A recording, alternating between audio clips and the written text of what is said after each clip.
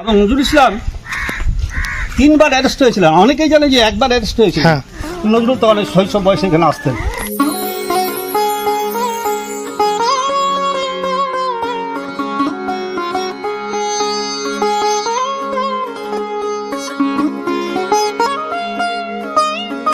বিদ্রোহী কবি কাজী নজরুল ইসলাম, যিনি আজীবন কালের জন্য শুয়ে আছেন বাংলাদেশের ঢাকা বিশ্ববিদ্যালয়ের পাশে।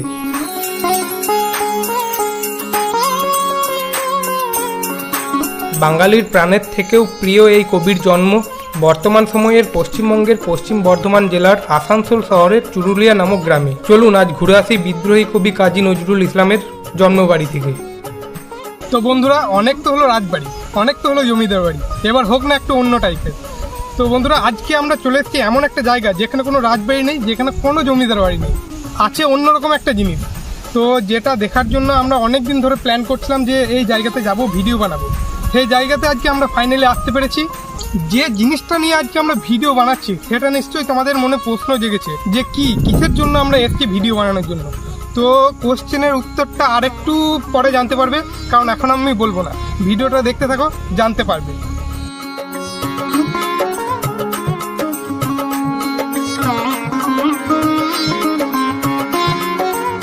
অবশেষে দীর্ঘ 60 কিলোমিটার পথ অতিক্রম করার পর আমরা চলে এসেছি তার বাড়ির সামনে, যার নামে সমগ্র বঙ্গবাসীর পরিচয়। হ্যাঁ বন্ধুরা, আমরা চলে এসেছি কবি কাজী নজরুল ইসলামের বাড়ি।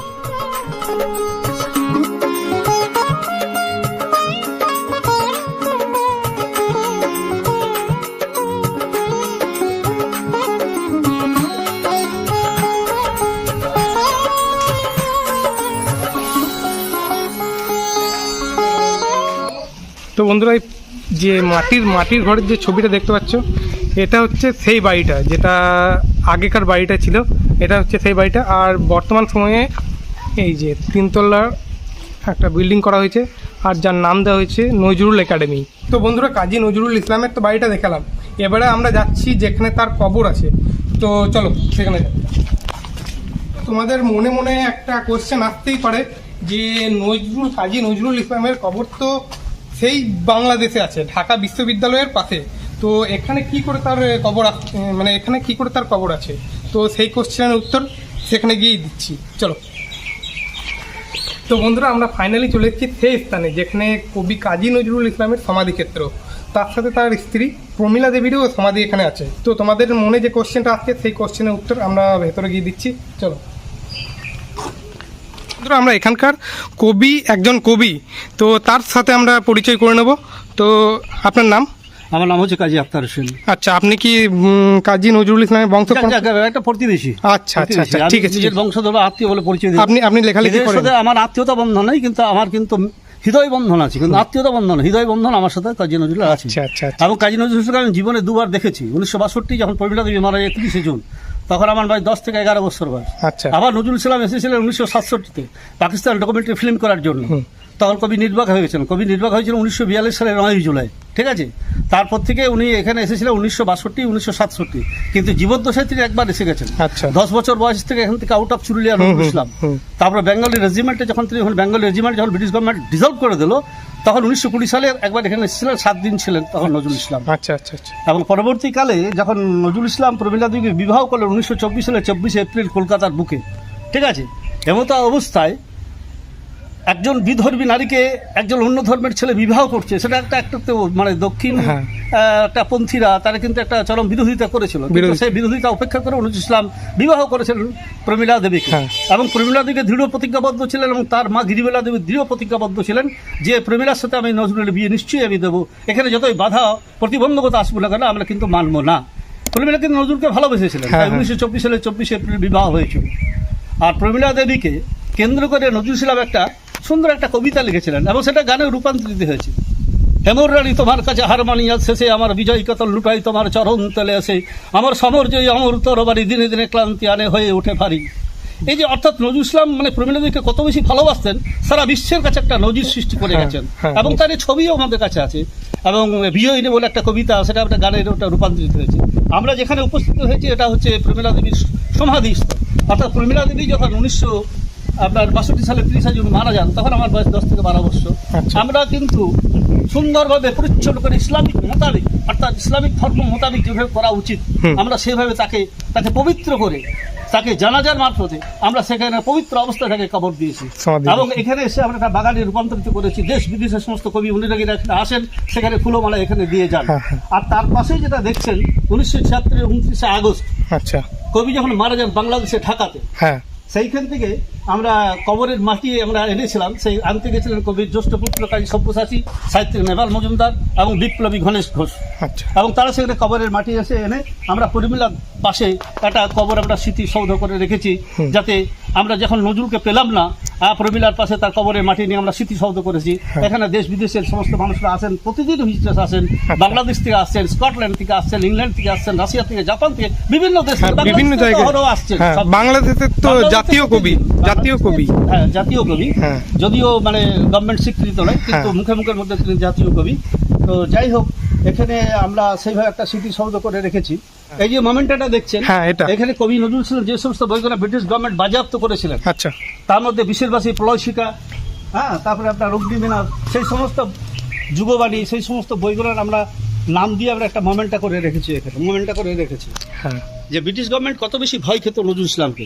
এবং নজরুল ইসলাম 3 বার অ্যারেস্ট হয়েছিলেন। অনেকেই জানে যে একবার অ্যারেস্ট হয়েছিল, হ্যাঁ, কিন্তু আমি আমার গবেষণার মাধ্যমে দেখলাম যে নজরুল ইসলাম 3 বার অ্যারেস্ট হয়েছিলেন। প্রথম অ্যারেস্ট হয়েছিলেন 1921 সালে কুমিল্লায়। সেখানে তখন কংগ্রেসের বিশাল একটা উত্তাল জনতা খেপে গেছে দেশকে স্বাধীন করার জন্য। সে মতো অবস্থায় নজরুল ইসলাম গলায় হারমোনিয়ামকে নিয়ে ভিক্ষা দাও, ভিক্ষা দাও, ভিক্ষা দাও গো প্রবাসী, দাও মানবতা ভিক্ষা দাও সন্তান দ্বারে উপবাসী। সেখানে কিন্তু ব্রিটিশ গভর্নমেন্ট নজরুলকে ভিজিলেন্স গ্রুপ তাকে চিনে ফেলে, নজরুলকে অ্যারেস্ট করলো। তাহলে 1921 সালে প্রথম অ্যারেস্ট হলেন নজরুল, কিন্তু সাজাপ্রাপ্ত হননি। পরবর্তীকালে উনি 1922 সালের 23 নভেম্বর যখন ধূমকেতু পত্রিকা আবিষ্কার করলেন।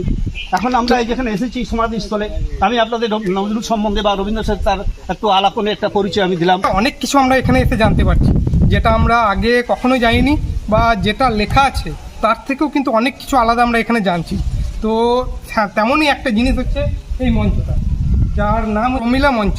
তো এই মঞ্চটা নিশ্চয়ই নামটা শুনেই বুঝতে পারছো যে কাজী নজরুল ইসলামের যে স্ত্রী, তার নামে দেওয়া হয়েছে। তো বুমাকে বললো একবার দেখিয়ে দিই।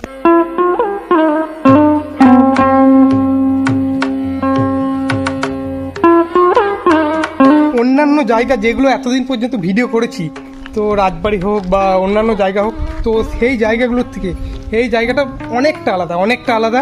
হ্যাঁ, এই জায়গাটা সম্পূর্ণ আলাদা, কারণ এই জায়গাটা অন্যান্য জায়গাগুলোর থেকে সম্পূর্ণ আলাদা হওয়ার কারণ হচ্ছে যে এখানে এই জায়গাটাতেই এই স্কুল বা এই রাস্তাঘাটে কবি কাজী নজরুল ইসলাম ঘুরে বেরিয়েছে, এখানেই পড়াশুনো করেছে। তো তোমরা যারা এখনও পর্যন্ত এই পুরুলিয়াতে আসোনি, তো তোমরা নিশ্চয়ই এসো। আশা করছি খুব ভালো লাগবে, খুব ভালো লাগবে, কারণ এই জায়গাটাতে এত কিছু আছে, এত কিছু আছে দেখার মতো, যে দেখে শেষ করা যাবে না। তো এসো, নিশ্চয়ই এসো। আমরা এখানে যখন এসে পড়েছি, এটা হচ্ছে নজরুলের একটা বাল্যকালীন একটা স্মৃতিজড়িত এলাকা। অর্থাৎ নজরুল ইসলাম তার পিতা ফকির আহমদ, কাজী ফকির আহমদের সাথে করে নজরুল তখন শৈশব বয়সে এখানে আসতেন। এখন এই মসজিদের মধ্যে বসে থাকতেন, আসা যাওয়া করতেন। এবং এখানে দীর্ঘদিন, যতদিন পর্যন্ত তিনি শৈশবে ছিলেন ততদিন পর্যন্ত এই মসজিদের মধ্যে আসা যাওয়া ছিল। এই মসজিদের নাম হচ্ছে প্রাচীন মসজিদ। এখানে কি তিনি নামাজ আদায় করতেন?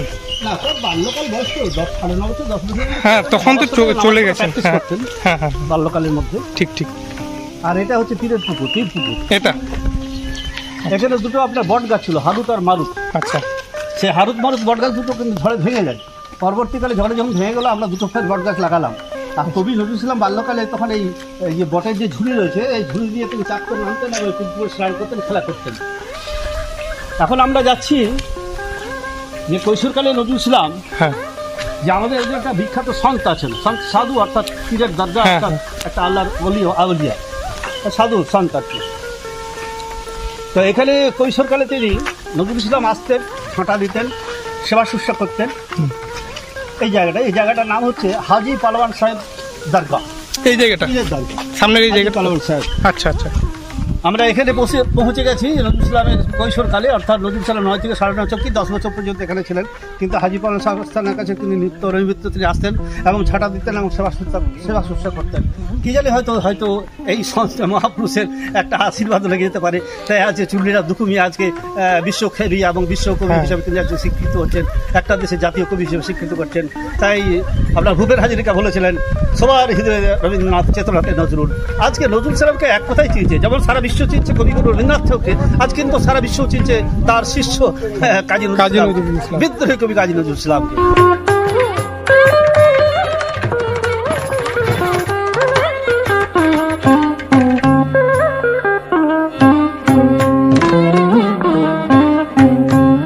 তো সামনের এই যে সমস্ত বিল্ডিং বা এই ঘরগুলো রয়েছে, এগুলো কিন্তু কাজী নজরুল ইসলামের যে পরিবার তাদেরই সমস্ত ঘর বাড়ি, সমস্ত এই যে পুরো এরিয়াটা, এটা সমস্তটাই কাজী নজরুল ইসলামের যে আত্মীয় স্বজন, তাদেরই কাকা ভাই, তাদেরই বাড়ি। আনের এই যে মাটির বাড়িটা দেখতে পাচ্ছ, এটা হচ্ছে কাজী নজরুল ইসলামের নিজের ভাইয়ের বাড়ি। সামনে এই মিউজিয়ামটা রয়েছে আর তার জাস্ট সামনেই তার বাড়ি। তো বুম্বা, তো এই জায়গাটাতে এসে কেমন লাগছে? তো আমার অনেক হেল্প করছিস ভিডিও বানাতে, তো এই জায়গাটাতে এসে কেমন লাগছে তোর? খুব ভালো লাগছে এই জায়গাতে এসে। আর এমন একটা জায়গাতে এসেছি যেখানে আমাদের ইতিহাস আছে এবং সাহিত্য নিয়ে অনেক কিছু জানতে আমরা পারছি। বই পড়েছি, সেগুলো মানে শুনছি সবার মুখে, আরও জানতে পারছি নতুন কিছু। হ্যাঁ। তো সেগুলো দেখে খুব ভালো লাগছে, দারুণ লাগছে। আজকের ভিডিওটা অনেকটা অন্যরকম হয়েছে, তো এই ভিডিওটা দেখে তোমাদের কেমন লাগলো সেটা অবশ্যই কমেন্ট করে জানাবে। আর যদি ফেসবুক বা ইউটিউব থেকে দেখছো, তো ভিডিওটা অবশ্যই যদি ভালো লাগে তো শেয়ার করে দেবে। আর আজকের এই ছোট্ট ভিডিও এখানেই শেষ করছি, দেখা হচ্ছে পরবর্তী কোনো একটা ভিডিওতে। সাথে থাকো, পাশে থাকো, দেখতে থাকো বীরভূম ব্লগার ইউটিউব চ্যানেল।